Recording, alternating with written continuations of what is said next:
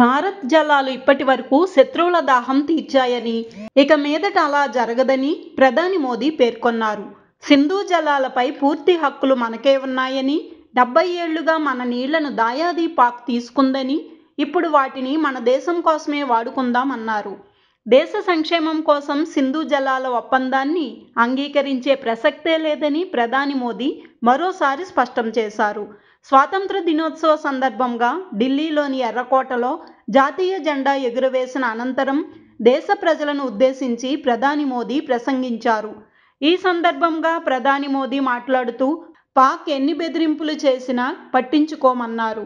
ఉగ్రవాదానికి ఎవరు సహకరించినా అంతు చూస్తామని ప్రధాని మోదీ తేల్చి చెప్పారు. ఆపరేషన్ సింధూర్తో పాకిస్తాన్తో పాటు ప్రపంచానికి భారత్ సత్తా ఏంటో తెలిసిందన్నారు. శత్రుదేశంలోకి వెళ్లి శత్రువులను ఊహించని విధంగా దెబ్బకొట్టామని వ్యాఖ్యానించారు.